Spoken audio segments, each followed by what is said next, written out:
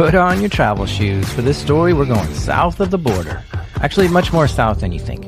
Go on past Mexico, past Panama, past the equator even. Keep on going past Brazil, and there you'll find Uruguay. It's a small country, about the size of the state of Missouri. And in February 2017, one of the top medical providers in the capital city of Montevideo got hacked. This medical provider has a whole network of clinics and healthcare facilities. The hacker broke in through the provider's website, accessed the database, and took a ton of patient records. A week later, the hacker sent a ransom email to the medical provider showing they had confidential data and demanded they pay 15 Bitcoins. If they didn't get the Bitcoins, they said they would publicly release the patient details of everyone who had HIV and cancer. The note went on to say the price will go up by 5 Bitcoins every day they don't pay. It's unclear if the medical provider paid the ransom or not. In some news articles, it said they did pay, but someone close to this case told me the email didn't even have a Bitcoin address in it. Either way, the patient records never actually got leaked. The medical provider immediately began investigating who this hacker was. They worked with local police to try to track down who was behind the extortion. After 7 months, they got their break. They were able to track down the IP address of who sent the email to an apartment in Montevideo. The police raided the apartment and were totally stunned with what they found. There were tons of electronic devices everywhere. Laptops, cell phones, hard drives, crypto wallets, and thumb drives. The police felt like they hit the jackpot and thought this person probably hacked many other places too. They arrested Alberto Hill, the guy that lived there and the owner of this stuff. And they took him to jail and seized loads of equipment from his home. The Uruguayan police took from Alberto's apartment the following items: $1,400 US, 8,000 euros, 150 Brazilian dollars, and 3,000 Uruguayan pesos. 6 laptop computers, 5 cell phones, a device used to clone credit cards, and 125 blank credit cards, and an additional 30 normal credit cards. 13 hard drives, a drive duplicator, a few routers, a flashlight, a magazine full of CDs, a whole stack of hardware Bitcoin wallets, 2 fake toy coins that say Bitcoin on them, 16 USB drives, 2 printers, a Guy Fawkes anonymous mask, and a guillotine. And on the laptops, they found hacking tools and programs and viruses. The Uruguayan police presented all this to Alberto, and he made a verbal confession saying he did in fact hack into the medical provider, and he did send the extortion email. Alberto went to prison for a long time. Case closed, right? End of story? Hold on. My name is Alberto Hill, and I have something to say about this. Alberto says there's one tiny detail that isn't right about this story. I tell you, Shaq, I did not do it. I didn't do it, and I am innocent. These are true stories from the dark side of the internet. I'm Jack Resider. This is Darknet Diaries.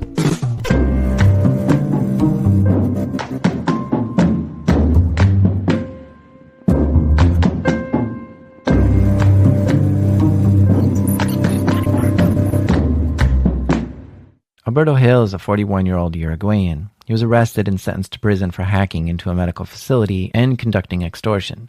He was actually the first hacker to ever serve prison time in Uruguay. But he says he didn't do it. So why did he get arrested? Yeah, very good question. Alberto has a lot to say about this story, and I spent a few weeks with him exchanging dozens of emails and looking at tons of court documentation, news reports, and articles. And I even hired a translator to decode some of the stuff. I talked with Alberto for hours to fully understand his story. It all started 3 years ago. Alberto was working for the Uruguayan government. I was in charge of security of a company of the government here in Uruguay. He had been working for the government for 4 years as a security consultant, securing systems, investigating malware, conducting security audits. Before that, Alberto was working with Interpol and doing digital forensics. He has an associate's degree, an engineering degree, and a master's degree, all related to computers. He's also very knowledgeable about cryptocurrencies and has written papers on them, and even given a few talks. I was in a OWASP conference. I was talking about security and Bitcoins, and then I was selected to go to Sao Paulo, Brazil for the ICS2 conference, and I was talking about Bitcoins and security also. And he gave a few other talks as well, mostly talking about Bitcoins and cryptocurrencies. Alberto has been studying and working in computer-related jobs for the last 20 years. and most of that time has been focused on security. He is a PMP, or Project Management Professional, and this certification is not easy to get. And he's even a certified ethical hacker. Yeah, that's actually a certification, which teaches you all the tools that a hacker uses to break into places. When you're securing companies, it's good to know exactly what tools the hackers are using to break into things. So taking the Certified Ethical Hacker exam is common in the InfoSec community. I'm actually a certified ethical hacker too. And one of the most valuable assets to have if you're doing security work is to be endlessly curious. And Alberto is always wondering how secure the websites are that he visits. Yeah, it's something that you just can't control. It's stronger than you. I see a system and I just can't help start looking at the source code. I start modifying things. It's stronger than me. I cannot, it's like a drug. I think it's the mind of a hacker that you have the curiosity to be successful. When he visits a website, he can't help himself but to poke at it a little. He'll check if any strange ports are open or glaring security problems. Alberto has found vulnerabilities in sites and reported them so they can fix it. It's just something he does sometimes. On Saturday morning in 2015, he stumbled upon something interesting. I was in bed with the computer, and my girlfriend told me that she wanted to access to the medical institute, and she wanted to see something about her health records. He was helping her use this medical provider website to check her health information. While using it, he decided to poke at it a little bit and check if there were any obvious vulnerabilities. Now, to be honest, I've poked at my medical provider's website before, and I've found vulnerabilities and reported them. So this isn't that crazy of an idea. But Alberto found a massive vulnerability with this medical provider's website. Just for fun, he tried to log in as the username admin with the password admin, and it worked. He was logged in as the administrator to the medical facility. This couldn't be so easy. I mean, admin, and I had access to all the systems which not only about medical information, but it was about all the medical information, the medication, the finances of the company. That was crazy. I mean, with admin, you could access to all of that. You could create more users.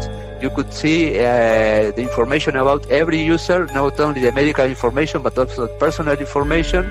That was crazy. Alberto couldn't believe what he was seeing. I looked this up, and since 1970, computer companies have been using admin as the default login. It's over 45 years that we've known not to use this username password combo, yet it still exists on systems today. And Alberto found it on a medical provider's system.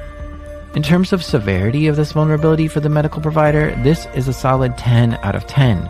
Critical. Red alert. Stop everything and fix it immediately. It's probably the most well-known vulnerability. It's easy to execute. You can use it to exploit from anywhere in the world, and has the capability to do major damage to the company. In fact, of all vulnerabilities, this one might be the most severe one in existence. Alberto knew he had to act quickly and do something about this. So I immediately sent an email to the CERT of Uruguay. CERT, which stands for Computer Emergency Readiness Team, is a government-ran team that helps protect the government from cyber attacks. But not also to the government, also to critical systems such as the medical institutions. Right. The goal of CERT is not just to protect governments, but also to protect the nation from cybersecurity threats. And there are CERTs ran by governments all over the world. So if you find a vulnerability in an important company, the right course of action is to report it to the CERT, who can then contact that company and sort it out. So that's just what Alberto did. He sent an email to the Uruguayan CERT, telling them exactly what vulnerability he found, including his own IP address, so they know which connection was his that logged into the system. In 2 hours, they reply to me and they say, okay, it is confirmed. The admin problem is right. There is a big problem there. Alberto felt relieved that the CERT was now working towards contacting the medical provider and resolving the issue. But he had a hunch the site had many more problems. I noticed that the system was very weak, and I was sure that it had many other security issues. I don't know. I knew that it was easy to hack that system, but I didn't do anything else. And after that, Alberto forgot about this. Once he reported it, it was no longer in his hands, and he went on with his life. 2 years pass. In February 2017, someone hacked into the same medical facility and took the patient records. It's unclear exactly what vulnerability was used. The hacker sent an email to the medical provider demanding 15 bitcoins to release the patient data they collected. The medical facility began an investigation. They contacted the police, who called this case Operation Bitcoins. It took them 7 months in order to do something, and what they did led them to issuing 2 search warrants to 2 people. One was me at my house, and another was a person I do not know. The police came to his house, knocked on his door, but he wasn't home. So they left a note saying to come to the police station so they could talk to him. And I was wondering why. I had no idea. I went to the police with my girlfriend, a friend, and his girlfriend. The Interpol appeared. They told me, do you know why you're here? And I said, no. Alberto's head was racing with what this was all about. Still, he had no idea why the police wanted to talk to him. And he was thinking maybe it was because of a recent order of some computer parts that he got directly from China. But then the police asked him if he knows about the medical provider he reported the issues about 2 years ago. And I said, oh, okay. And I felt such a relief because I had nothing to hide about that. Okay, they are going to ask me questions about how I had access to that. I was so relieved when they told me it was about it. Alberto told them everything about how he was able to use admin to access the medical provider's website and to see all kinds of information that he shouldn't be allowed to see. He told them exactly step by step how he was able to find the vulnerability and got access. And at one point, they showed me a paper with the email asking for the extortion email, and they asked me, okay, you send this? I said, no, I did not. They asked me several times, and until they told me, well, I have here a paper from the internet company saying that your IP, this email was sent from your IP. And I said, it's impossible. I didn't tell him that you're lying, but it was not possible.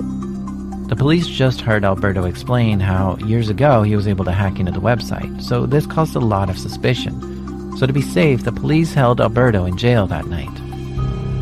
His girlfriend came to visit him. She just brought me food to eat and some medication for my asthma because I was frozen.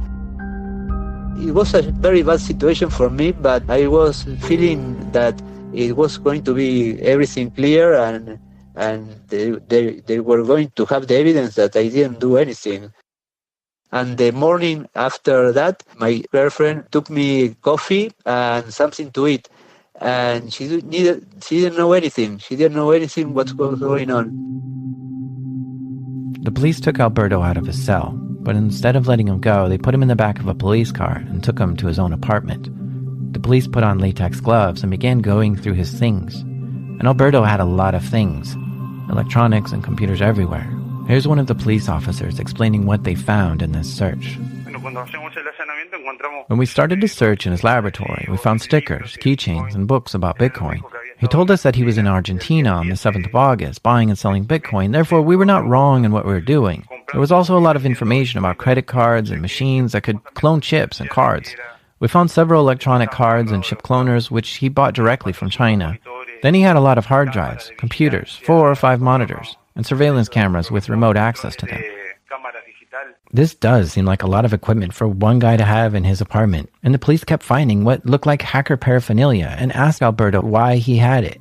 First, they asked why he had so many hard drives, and he said he had about 50 of them, and he was buying them broken, dirt cheap from eBay, and he was doing research to try to see what kind of data he could scrape off of a broken hard drive. Alberto was writing a research paper about what data is left on hard drives when you sell them on eBay. Then there were 7 laptops. Alberto's not a guy who throws out old computers that are no good. Instead, he keeps them around in case he needs them. He likes to experiment with different operating systems and applications, and having multiple computers to do this is handy. Then he had about 10 cell phones, but he simply goes on to say these are all phones that he's used over the years and he just didn't throw any of them out. They just piled up in drawers over time. And you know what, now that I think about it, in my drawer here I've got 3, 4, 5, 6 cell phones myself that's just kind of piled up over the years, so I guess I do the same thing too. He also had a bunch of thumb drives. Some of these were storage devices, but many were hacking devices. Rubber duckies, bash bunnies, to name a few. And while Alberto says, yes, these are tools a hacker would use, you have to know what tools the hackers use in order to protect yourself. So he just had them around for learning purposes. And he had a bunch of Ledger wallets. These look like USB sticks, but they're actually hardware Bitcoin wallets. These are really handy if you want to store your Bitcoins offline, like, for instance, in a safe. But it is kind of strange to have a whole stack of them, though. Talked to the company in France, and I was the person that was the reseller of them here in this part of the world. So I got a box full of ledger wallets. You know, I have one of these ledger wallets myself, and in fact, up until this point, all the stuff he has, I have about the same stuff in my lab. It's not uncommon to see a security engineer with a lab full of equipment, but Alberto had some stranger stuff that the police kept asking him about. For instance, he had a credit card cloner and a bunch of blank credit cards. Now, the first thing the police thought was that he was buying stolen credit card numbers online and then printing his own credit cards. But when the police asked him why he had this, he told them, I was making a test of security with the credit cards, especially with the chips. He goes on to explain that he's using the machine to conduct research on the chip and pin features of the cards. He explains that card writer was never used and every one of the cards were blank. He says the cloner itself is easy to get and legal, but it's the software on the cloner that's the hard part to obtain. Even hotels have cloners to make room keys with. But then there are 30 actual credit cards with his name on them. Actually, many of them are expired, and I have had them since 1995. So I never got rid of credit cards. I was always storing them after they expired. So I was collecting them. Besides credit cards, there was a lot of cash found in his apartment. Specifically, the police found $1,400 US, 8,000 euros, 150 Brazilian dollars, and 3,000 Uruguayan pesos. Now think about how much cash you have stashed away at home and compare it to the roughly $13,000 the police found at Alberto's. Would you say this is a suspiciously large amount of money to keep at home? Well, the police did. And the Uruguayan money makes sense because that's where he lives, and even the Brazilian money makes sense because it's the neighboring country and he was just there to give a talk. But the police wanted to know why he had so many US dollars and euros. Why did I have that? Because of transaction with Bitcoins. I mean, all the euros were because of a transaction that I made selling a couple of Bitcoins to a tourist here in Uruguay. The Bitcoin was at, I don't know, probably 4,000 euros each.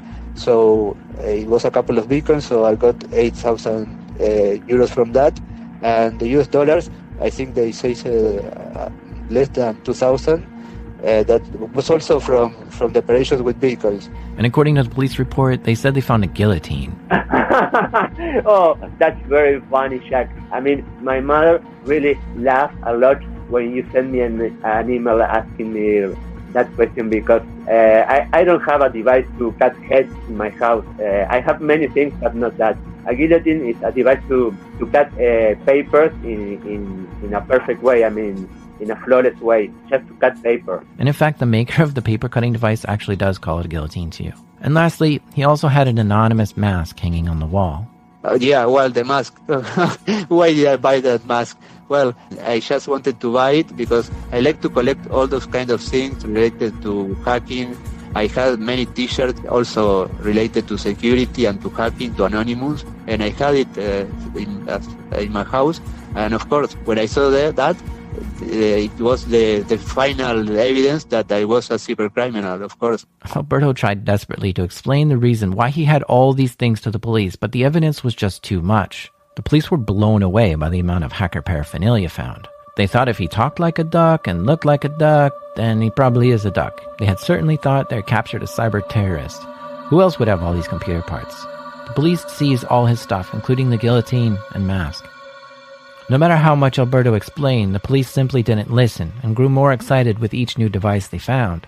The police were making a big mess in his apartment, taking things apart and leaving stuff all over the floor. Alberto grew more desperate, trying to explain the reasons why he owned each and everything in his apartment. This continued all morning long, for hours. Then around 1 p.m., a new police officer showed up. He had a quick chat with the police in his apartment and then pulled Alberto aside for a talk. Alberto could tell he had more authority and was more serious than the other policemen. And he started to tell me that, I had to confess about the mail, otherwise they would go and do the same they were doing in my house with my girlfriend and with my mother. He kept on insisting on that, and I was thinking to myself, okay, if I admit that, I am certain that they do not have any evidence or IP that links me to that email. I mean, of that I'm sure. So if I say, okay, I send the email, later I thought that I would be able to prove that no, there is no link between that mail and me, and I will avoid all the pressure, all the psychological pressure that will put it on me. So I decided to say, okay, I send the email.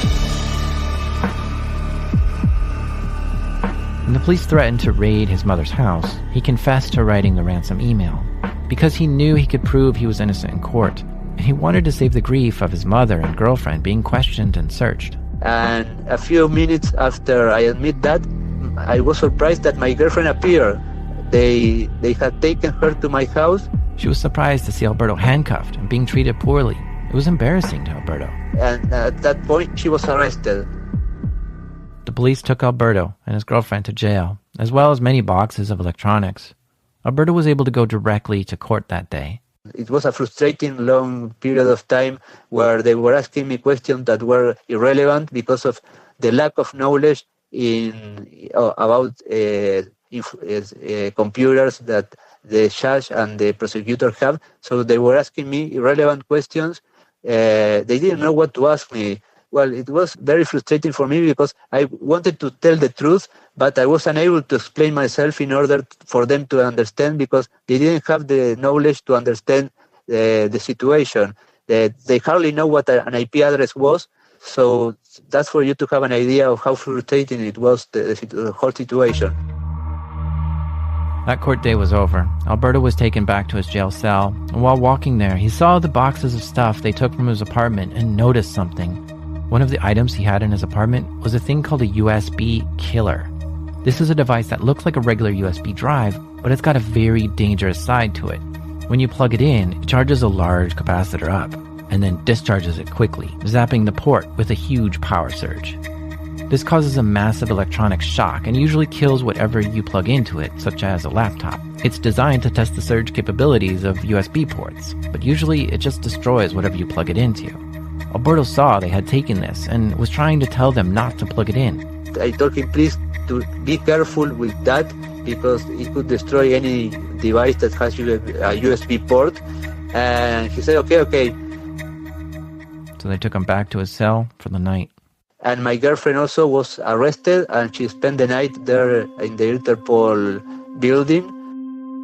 The interrogation for her was not nice. I mean, they told her, for example, that I had admitted everything, and that I told that she was the mind behind everything. I mean, so things like that they told her.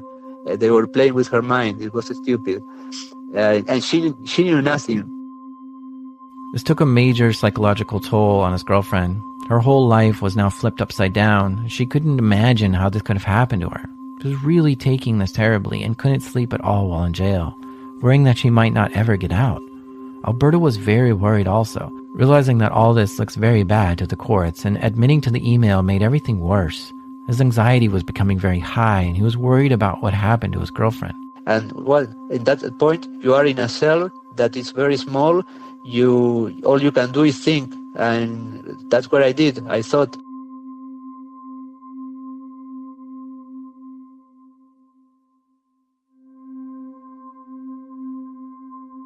Alberto spent the night in the freezing jail with very little sleep, and when he woke up, he was taken back into the courtroom to testify. And at that point, my mother was aware of everything, and she got me a lawyer. During the interrogation, the prosecutor asked me, in this pendrive you have 12 viruses. How do you explain that? And it was like, oh my God, what? No, I don't want to do that. I don't want to explain that, waste my time. It's common for information security professionals to play around with viruses. They'll load them up on a thumb drive and see if they can infect a lab device. But the prosecutor had such little knowledge of computers that Alberto didn't think he would understand. I just said, okay, I'm sorry. I had viruses. Well, I don't know. And the prosecutor got the file and said, and you had a USB kill. What's a device that has a name of kill? And I thought to myself, why the hell did I tell about the USB kill devices? Oh my God. Things did not go well for Alberto during court. Piles of evidence showed he was a very capable hacker and knew a great deal about Bitcoin, and admitted to hacking into the medical provider and admitted to sending the email. He only admitted to the email because he wanted to save the grief of his girlfriend and mother getting harassed by the police.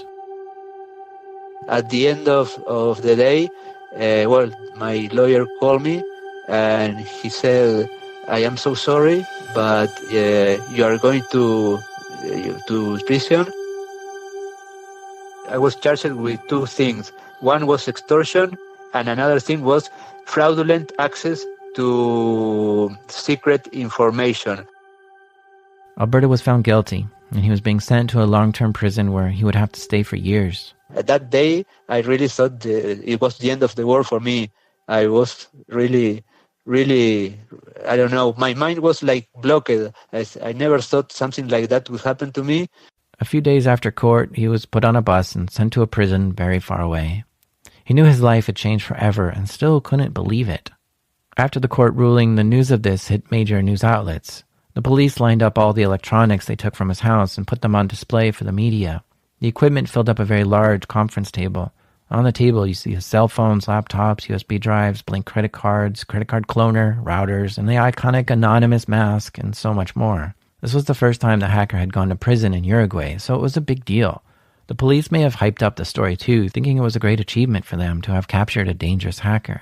And the media really wasn't kind either, because what kind of jerk steals patient records and tries to use them for extortion? By the time Alberto arrived at the prison, he was already very popular.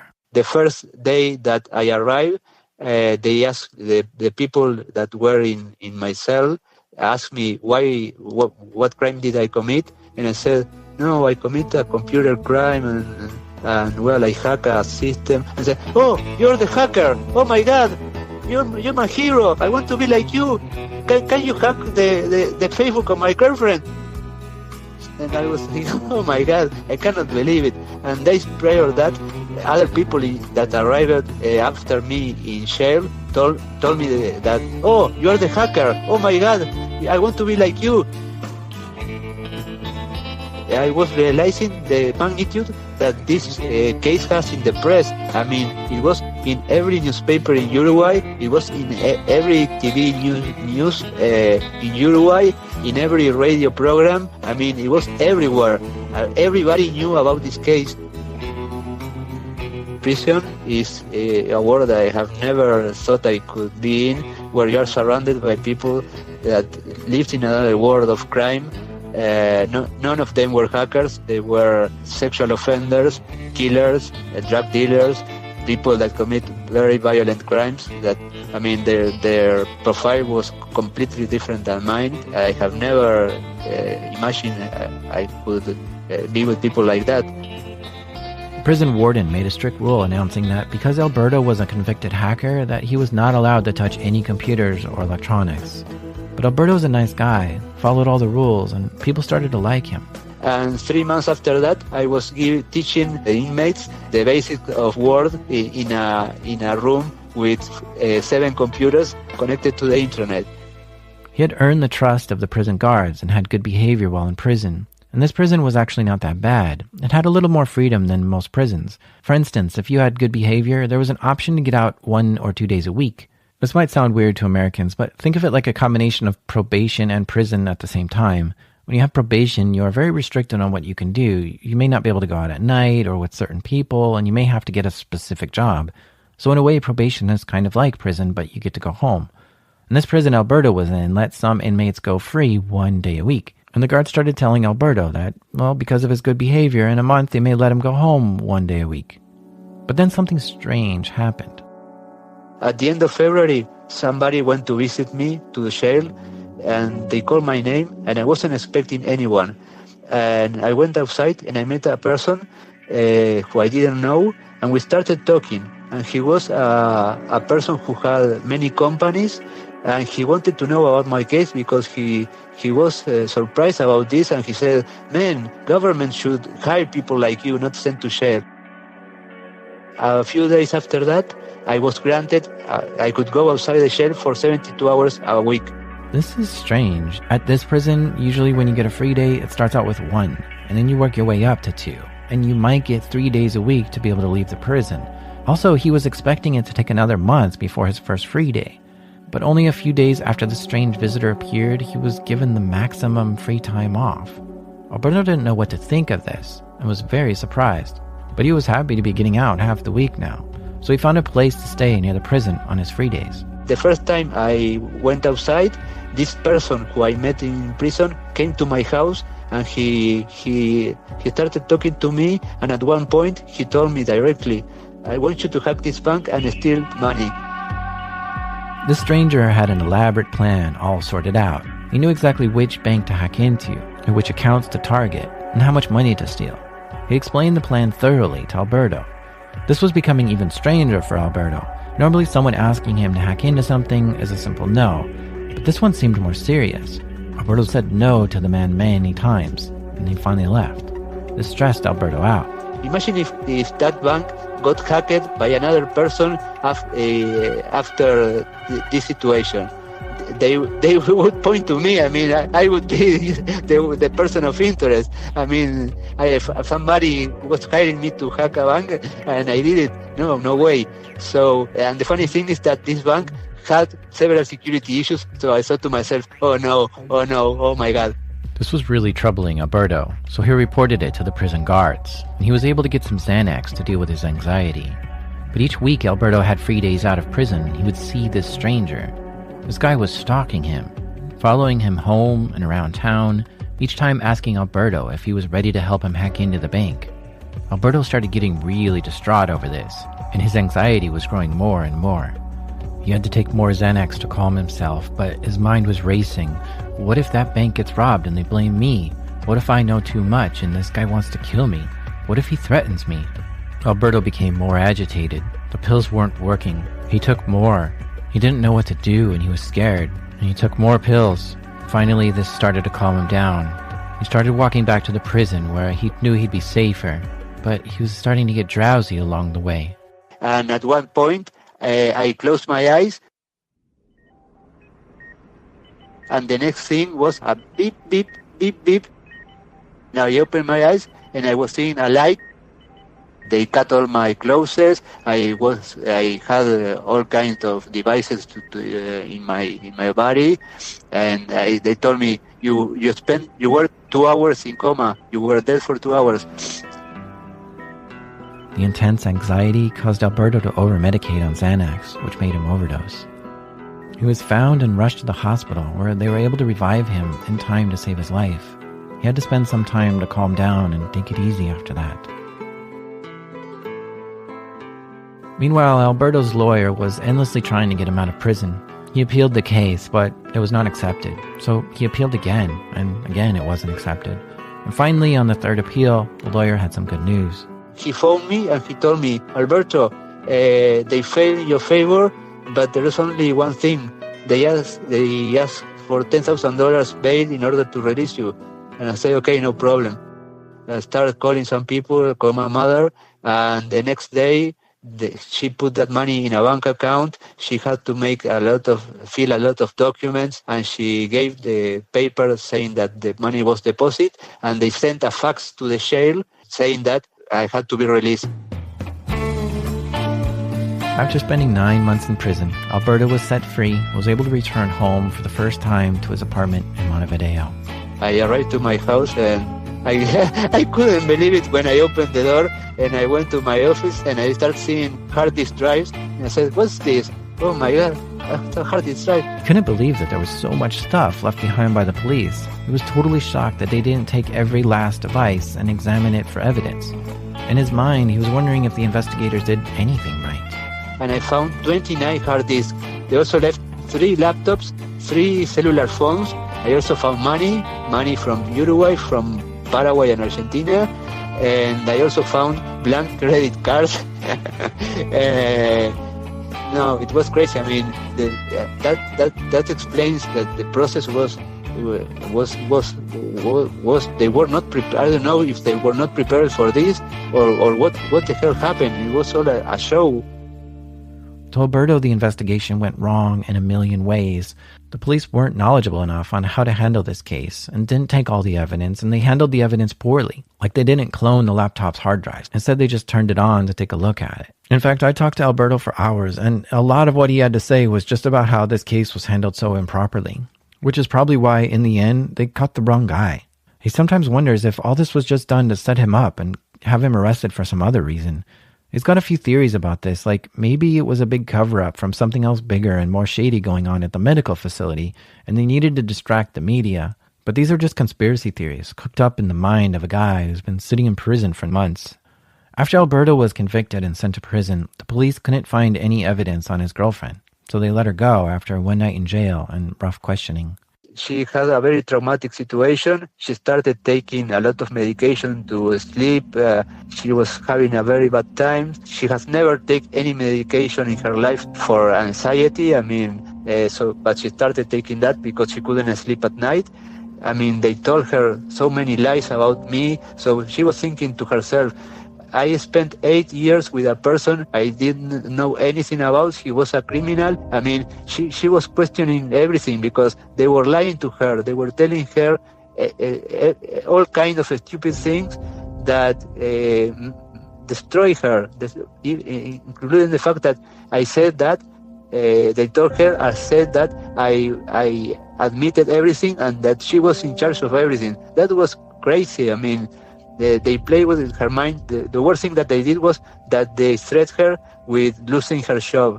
That is the most important thing that she has. If she loses her job, she loses everything. And they called her company and they told the boss of the company about the situation. So she had a very difficult issue that she told me that still until now she has nightmares and very recurrent nightmares that she is sleeping and she dreams that she's been arrested, that the doors of her apartment is open, that it's the police, that she's taken to a cell. So I was pretty sad when I heard that because it's been more than a year and she's still having the consequences of the traumatic interrogation process that they apply on her. After 8 years of being together, this incident caused Alberto to lose his girlfriend. This was simply too much of a bad experience for her, and she had to leave him to go help herself. As of right now, Alberto has only been out of prison for 5 months, and is still working with his lawyer to collect the evidence of what they took from his apartment. The police have kept most of it still, including some Bitcoin wallets, which have a lot of money in them.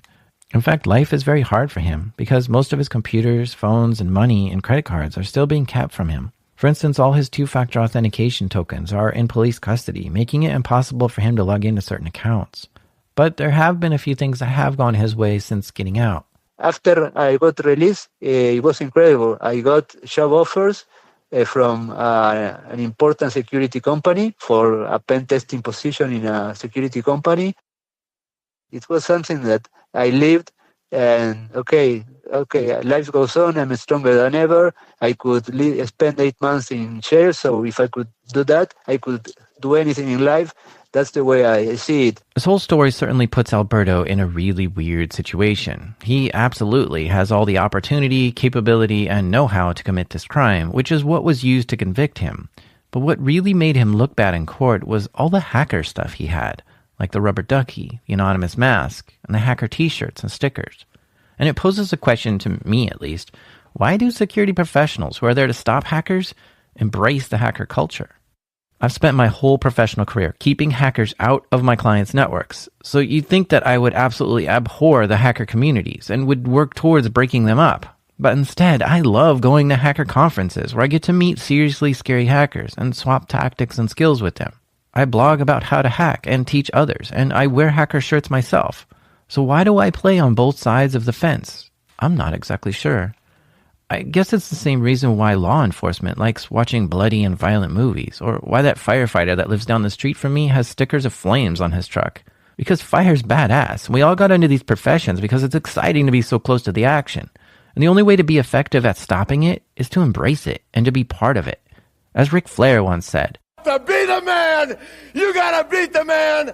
Or this one from The Godfather. He taught me, keep your friends close, but your enemies closer. And this one. There is no teacher but the enemy.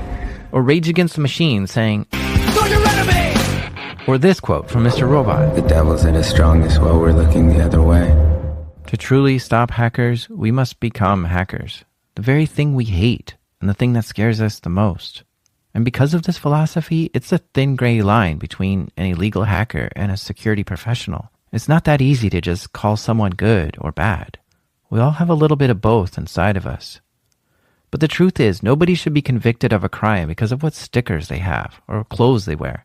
They should only be convicted because they actually committed a crime.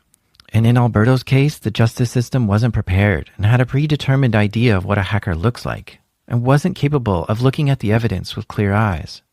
In some ways, illegal hackers and security professionals are long-lost twins. We have the same skills and the same endless curiosity, and in many cases, we look the same. I guess it's one of those relationships that's truly complicated, and too complicated for this judge in Uruguay to fully understand. As for Alberto, he learned a valuable lesson from all this. The thing is that after I got released, I found two critical security problems in two systems. I just found them, and I closed I took a snapshot, and I closed the computer, and I say, okay, there's no way I'm going to report this. I mean, of course, I was connecting with a VPN and a proxy, so you have to be lucky to trace me. There's no way I'm going to report them. I turned off the computer and went to bed and slept like a baby. I mean, I've learned my lesson. No, not anymore. Yeah.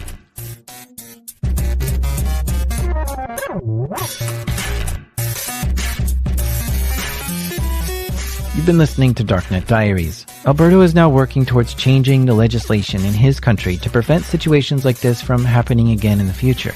He's got a petition going to help make changes, and you can find links to that at darknetdiaries.com. He's currently writing a book about his experiences, so look for that in the future. Oh, you may have heard ads in this episode and wonder what's up with that when I also take donations. The truth is right now I need both. And I hope someday I'll be able to go back to being ad-free, but the donations right now just aren't enough to make that a possibility. But the more you donate and share this show with your friends, the faster I can go back to being an ad-free podcast. I do have plans to giving more rewards to Patreon supporters, so look for that in the future too. This show is created by me, La Sombra, Jack Resider, and the theme music is made by the Phantasmic Breakmaster Cylinder.